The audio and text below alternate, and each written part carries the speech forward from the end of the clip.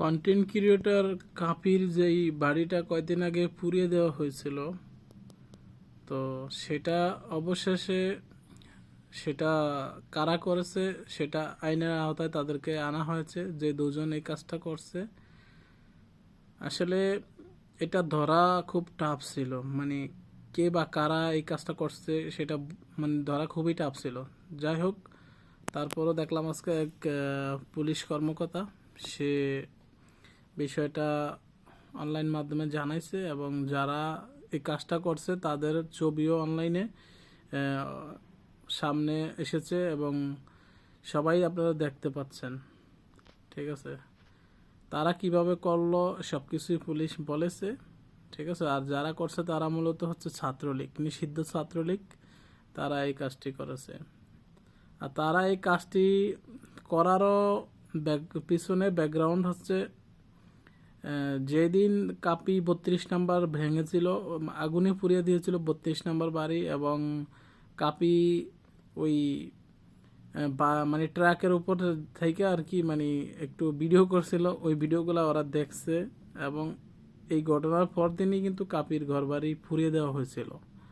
তখন সবারই স্বাভাবিক একটু সন্দেহ হয়েছে যে এটা এটা আওয়ামী লীগেরই কোনো নেতা খাতা বা আওয়ামী লীগেরই মানে লোকজনই হইতে পারে। তো অবশেষে সেটাই প্রমাণিত হয়েছে যে হ্যাঁ, এটা হয়তো তারা টাকা খায় করেছে, অথবা উপরের কোনো নেতা তাদেরকে টাকা দিয়ে করেছে, বা তারা বেশি আবেগী হয়ে মানে তারা যে আওয়ামী করে বেশি আবেগী হয়ে মানে কন্ট্রোল না করতে পেরে তারা এই কাজটি করেছে। তো যাই হোক, এই কাজটি মূলত করা একদমই ঠিক হয় না, কারণ একজন মানুষের ঘর পুড়িয়ে দেওয়া এটা আমরা কোনোভাবেই এটা কাম্য না।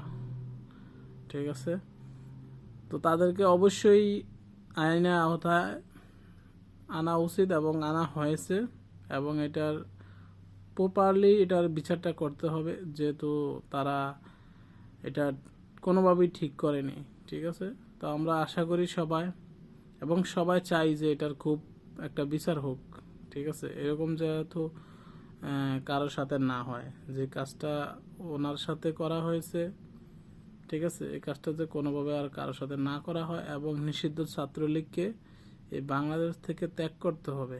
কারণ এরা মানে দেশটাতে তো গজব করেই লাইছে, তারপরে এখনও তারা মানে গজব করতেছে।